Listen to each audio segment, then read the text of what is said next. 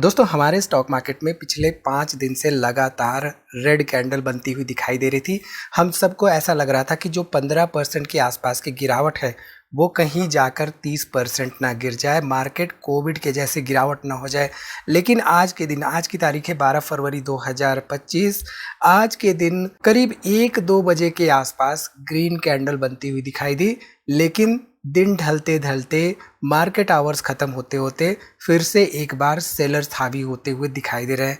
ऐसी stock market situation में हमारी स्ट्रैटेजी क्या होनी चाहिए? क्या हमें मार्केट में बने रहना चाहिए?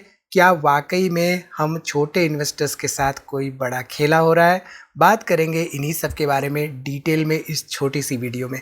नमस्कार दोस्तों, मैं उमेश त्रिपाठी आपका एक बार फिर से स्वागत करता हूं स्टॉक फॉर रिटेल पर, स्टॉक मार्केट से जुड़ी एक नई जानकारी के साथ। तो यहाँ पर अगर हम स्टॉक मार्केट पे अपने निफ्टी 50 पर ध्यान दें तो निफ्टी 50 का जो पिछला लो बना था उस लो के आसपास को टच करते हुए मार्केट रिवर्ट करने की कोशिश किया, लेकिन फिर से यहाँ पे सेलर्स हावी होते हुए दिखाई दे रहे हैं। अब हमें ये समझना होगा कि क्या मार्केट की वाकई में सिचुएशन क्या है, यानी कि फंडामेंटल्स उसके क्या हैं। तो कल की वीडियो में हमने मार्केट के फंडामेंटल्स के बारे में डिटेल में डिस्कशन किया था। आप 11 फरवरी वाली वीडियो देख सकते और समझ सकते हैं कि मार्केट के करंट फंडामेंटल्स क्या चल रहे हैं। देखिए, मार्केट हमेशा 2 कारणों से मूव करता है। पहला कारण ये होता है कि मार्केट सेंटिमेंट्स पे मूव कर सकता है, जैसे कि अभी बहुत सारे इंसिडेंट्स हो रहे हैं। ट्रम्प साहब कई देशों पर टैरिफ्स इंपोज कर रहे हैं और रुपए की वैल्यूएशन में ओवरऑल डिप्रिशिएशन हमें देखने को मिल रहा है। लेकिन फंडामेंटल्स को ध्यान से देखें तो मार्केट के फंडामेंटल्स इतने कॉस्टलियर नहीं है, इतने ओवर वैल्यूड नहीं है कि मार्केट को धड़ाम से गिर जाना चाहिए। ठीक, अब होता क्या है कि हम इन्वेस्टर्स जनरली, हमारी साइकोलॉजी क्या होती है कि हम जब मार्केट भाग रहा होता है तो भागते हुए मार्केट में इन्वेस्टमेंट करने की कोशिश करते हैं, क्योंकि हमें ये लगता है कि कहीं ट्रेन छूट ना जाए। लेकिन जब मार्केट गिर रहा होता है तो हम उसका बिल्कुल उल्टा सोचते हैं, हम फियर फैक्टर में आ जाते हैं। हमें ये लगता है कि कहीं मार्केट और ना गिर जाए। लेकिन जितने भी बड़े इन्वेस्टर्स हैं, बड़े इन्वेस्टर्स हमेशा ये सोच लेकर रखते हैं कि मार्केट गिरे, अच्छी वैल्यूएशन मिले तो इन्वेस्टमेंट किया जाए। एक सिंपल सा एग्जांपल आपको देता हूँ। जब भी हम कोई मार्केट में प्रोडक्ट खरीदने जाते हैं अपने डेली इस्तेमाल के लिए, तो हमारी एक्सपेक्टेशन क्या होती है कि भाई कोई 100 रुपये की चीज़ है, अगर 10 रुपये उस पर कोई छूट दे दे, 90 रुपये का मिल जाए, तो मेरे लिए 10 रुपये की सेविंग हो जाएगी।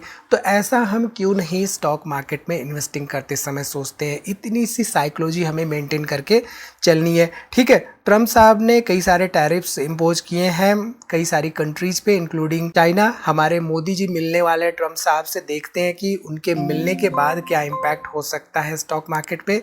एल्यूमिनियम और स्टील के इंपोर्ट्स पर भी टैरिफ्स लगा दिए गए हैं, जिसकी वजह से हमें कल के दिन इन स्टॉक्स में भारी गिरावट देखने को मिली थी। अब यहाँ पे ऐसे में हमें ये समझना होगा कि करंटली हमारा जो ओवरऑल इकोनॉमी है वो किस फेज में चल रहा है। इकोनॉमी के बेसिकली 4 फेजेज होते हैं और इन चारों फेजेज में मार्केट कहीं ना कहीं से रिएक्ट कर रहा होता है। तो बेसिकली मार्केट का हमारा जो खासतौर पे इकोनॉमी का जो होता है, इकोनॉमी के मेन 4 फेजेज होते हैं। यहाँ पे हमें ट्रो कहीं पे दिखाई देता है, यानी कि जो बॉटम होता है। उसके बाद एक्सपेंशन फेज होता है। एक्सपेंशन फेज होने के बाद एक पर्टिकुलर पीक बनता है और पीक के बाद हमें फिर से कॉन्ट्रैक्शन दिखाई देता है। तो ये 4 फेजेज चलते रहते हैं मार्केट में, इकोनॉमी में बेसिकली। और इन्हीं फेजेज के दौरान मार्केट में भी उतार चढ़ाव हमें देखने को मिलते रहते हैं।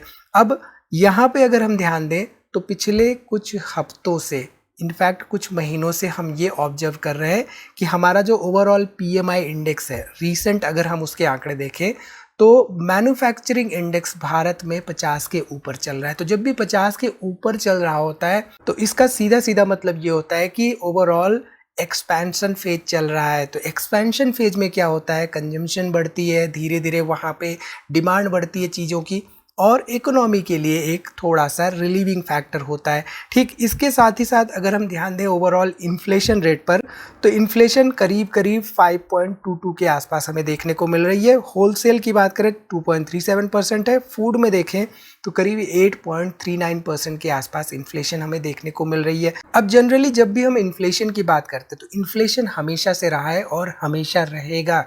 जरूरी नहीं कि इन्फ्लेशन हाई हो गया डज नॉट मीन कि स्टॉक मार्केट पे बहुत बड़ा प्रेशर आ जाएगा। इन्फ्लेशन का भी अपना एक साइकिल होता है, चीज़ों के दामों में बढ़ोतरी होती है, फिर थोड़े से दाम कम होते हैं, but ultimately over a period of time दाम में बढ़ोतरी होती रहती है चीज़ों के, ये बात हमें समझना होगा। ठीक है, इसके साथ ही साथ जो इनकम टैक्स बिल 2025 आ रहा है, इस इनकम टैक्स बिल में LTCG और STCG टैक्सेस में, यानी कि जो स्टॉक मार्केट में हम इन्वेस्टमेंट या ट्रेडिंग करते हैं, उन पे फिलहाल कोई चेंजेस नहीं लागू किए गए हैं। तो ऐसे में एक रिलीविंग फैक्टर हो सकता है। और ये न्यूज़ आई थी करीब करीब 12:30-1 बजे के आसपास, जिसके बाद से वो जो रेड कैंडल बन रही थी थोड़ी सी ग्रीन बनने की तरफ हमें दिखनी शुरू हुई, लेकिन फिर से सेलर्स हावी हो गए। आजकल FII सेल कर रहे हैं हैवीली, ये हम सबको पता है। FII जैसे ही मार्केट में वापस आते हैं, वहाँ पे हमें एक बड़ा अपवर्ड मूवमेंट देखने को मिल सकता है। उसके पहले मार्केट यहाँ पे देखें तो थोड़ा सा कंसोलिडेट करता हुआ भी दिखाई दे सकता है। ठीक है, इसके साथ ही साथ एक इम्पॉर्टेंट पॉइंट जो कि हम में से बहुत सारे लोग ऑब्जर्व नहीं कर पा रहे हैं, वो ये है कि पिछले 9-10 महीनों में कई सारे चेंजेज हुए हैं, कई सारे रेगुलेशंस में चेंजेज हुए हैं सेबी के द्वारा। इवन जो हमारे एक्सचेंजेज हैं उन्होंने भी कई सारे चेंजेस किए हैं, जिसकी वजह से मार्केट में पार्टिसिपेशन की कमी आई है। और मार्केट में पार्टिसिपेशन की कमी आने की वजह से मार्केट पे एक बहुत बड़ा प्रेशर देखने को मिल रहा है। नो डाउट हम में से बहुत सारे इन्वेस्टर्स इस समय पैनिक मोड में हैं, और जिसकी वजह से ना सिर्फ स्टॉक्स बल्कि म्यूचुअल फंड्स में भी हैवी सेलिंग हमें देखने को मिल रही है। बहुत सारे लोग एग्जिट करते हुए दिखाई दे रहे हैं, लेकिन जो पिछले 8-9 महीने में हुआ है उसकी वजह से मार्केट में ट्रेडिंग और इन्वेस्टमेंट की पार्टिसिपेशन में बहुत बड़ी कमी आई है, जिसकी वजह से भी मार्केट पे हमें इम्पैक्ट देखने को मिल रहा है। तो यहाँ पे सेबी को बैठ के सोचने की ज़रूरत है कि उन्होंने पिछले 8-9 महीने में ऐसा क्या किया कि बहुत सारे इन्वेस्टर्स के पास जो अच्छी इन्फॉर्मेशन थी वो पास ऑन नहीं हो पाई।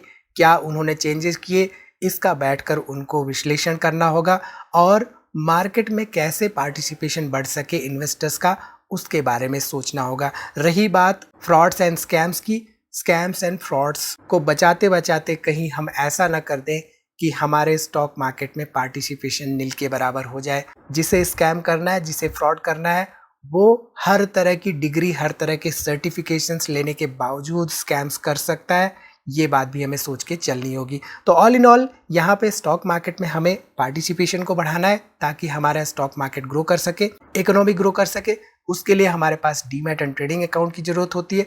डिस्क्रिप्शन में मैंने आपको लिंक दे दिया है, आप चाहें तो अकाउंट ओपन कर सकते हैं और हमारे स्टॉक मार्केट में पार्टिसिपेट कर सकते हैं इन्वेस्टिंग के जरिए। तो इस वीडियो में इतना ही दोस्तों। आई थिंक यहाँ पे उम्मीद है कि आपको ओवरऑल सिनारियो मिल गया होगा कि स्टॉक मार्केट में चल क्या रहा है, गिरावट क्यों हो रही है, और एज एन इन्वेस्टर हमें क्या करना चाहिए। तो इस वीडियो में इतना ही, मिलते हैं अगली वीडियो में एक नई जानकारी के साथ। तब तक आप अपना बहुत ख्याल रखिए।